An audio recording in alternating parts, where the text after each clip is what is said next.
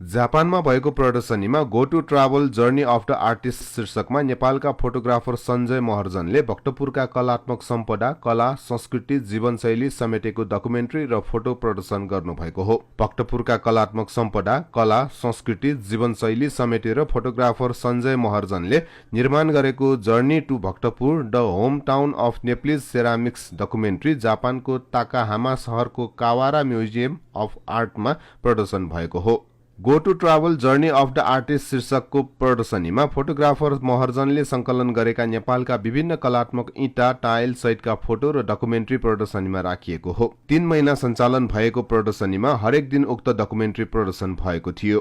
यसमा विशेषतः भक्तपुरकै विभिन्न पुराना घरहरू अनि घरमा प्रयोग हुने टाइल, इँटा लगायत विभिन्न माटोका सामग्रीहरूको बारेमा नै विशेष बनाएको हो।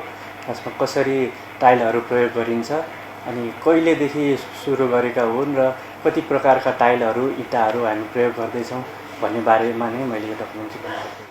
डकुमेन्ट्रीमा भक्तपुरमा देखिने पुराना शैलीका कलात्मक घर, घरको छानामा प्रयोग गरिएको टाइल, कलात्मक बुट्टे इँटाहरू तथा भक्तपुरका प्रजापति समुदायले बनाउने माटोका भाँडाकुँडा र अन्य सामग्री सम्बन्धी विशेष खोज गरी वृत्तचित्रमा उतारिएको छ। छायाङ्कन, सम्पादन र निर्देशन आफै गरेका महर्जनले यस वृत्तचित्र अझै उपयोगी रहोस् भनी वरिष्ठ आर्किटेक्ट विजय बासुकला, इँटा टाइल शिल्पकार तथा व्यवसायी कर्ण अवालसँग थप तथ्यसहित परम्परागत तरिकाले बनाइने विधि र यसलाई भविष्यमा पनि जीवन्त बनाउन के गर्नुपर्छ भन्ने विशेषज्ञको धारणा समेत देखाइएको छ।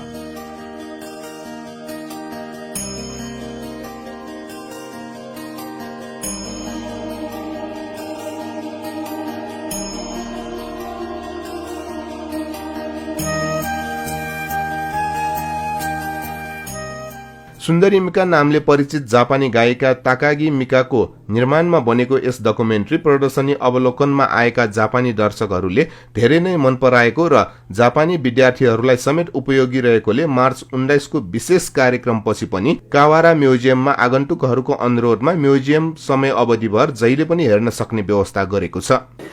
僕はネパール文化が分かってるわけじゃないけども、すごくその全体としてそういうネパールを感じさせてくれるっていうか、異文化の感じ、異なる文化の感じはあったんだけど、ただ瓦とか焼き物とか कावारा म्युजियममा 3 महिनाको प्रदर्शनीपछि नागोया स्थित ताकाहामा शहरमा भएको ओरियन कन्सर्ट लगायत ओकासाको क्योटो, हिरोशिमाको तेरियामा निशिमित्सु स्टेशन र फुकुमाया अटोमोबाइल एन्ड कल्क म्युजियममा पनि विशेष प्रदर्शनी गरिएको थियो। उक्त डकुमेन्ट्री आउँदो दिनमा टोकियो, फुकुओका, ओकिनावा लगायत शहरमा पनि प्रदर्शनमा राखिने योजना रहेको छ।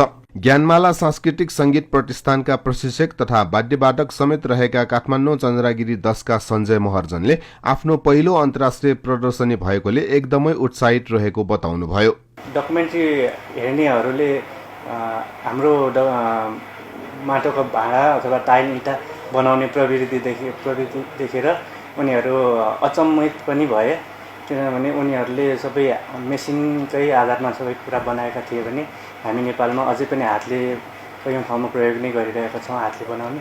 त्यसैमध्ये पनि माटोको भाँडा जुन घुमाउने, त्यसमा बनाउने, त्यो देखेर चाहिँ निकै अचम्मित भएको पाएँ र उत्साहित पनि भए। त्यो देखेर नेपाल घुम्न आउन चाहना पनि राखेका पर्यटकका रूपमा आउन चाहना राखेका पनि दर्शकहरू भेटे।